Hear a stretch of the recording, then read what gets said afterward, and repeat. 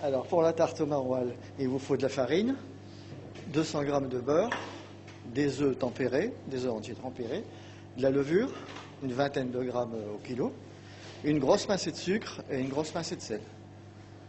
Et après, vous délayez la levure avec 300 g d'eau ou de lait. Et ensuite, on va mélanger d'abord la farine, on va faire une fontaine avec le sel. Donc on va mettre les œufs au milieu, le levain qu'on va préparer avec le lait chaud, la levure et le sucre. On le met à l'intérieur. Voilà. Alors on y va tout doucement par le milieu, dans la fontaine.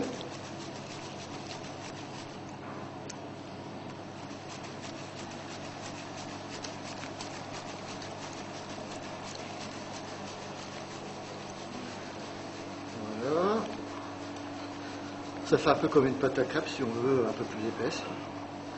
Donc ça c'est la pâte levée traditionnelle qui peut servir pour d'autres préparations comme la tarte au sucre. À ce moment-là, on supprime un peu de sel et on met un peu plus de sucre en plus.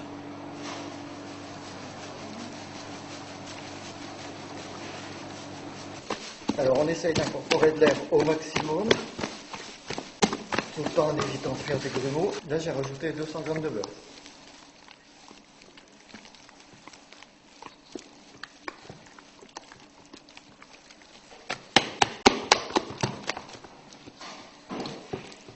Voilà, donc vous avez une belle pâte lisse, un peu molle. Je vais mettre la proportion de pâte de à peu près 240 grammes, 240, 250.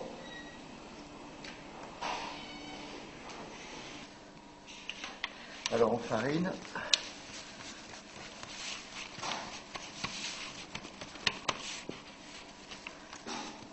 Pour éviter que ça ne colle au doigt.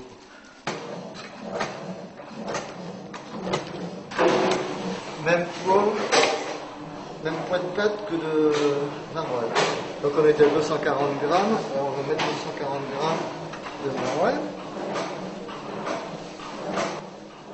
En essayant de boucher tous les trous. Voilà, maintenant je vais passer un petit peu de crème. Alors c'est de la crème du commerce.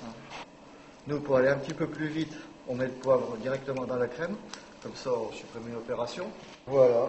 Maintenant, il suffit de laisser lever 1 heure, 1 heure et demie. Donc voilà, au bout d'1 heure et demie, à 20-25 degrés, vous voyez, donc là, la pâte, elle a presque doublé de volume.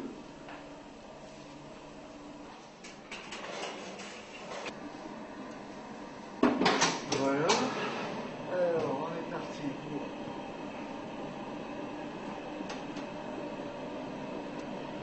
20 minutes.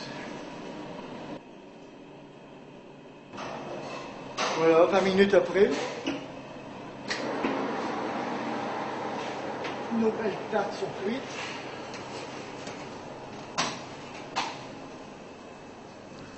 Pas beau ça? Allez, on y va.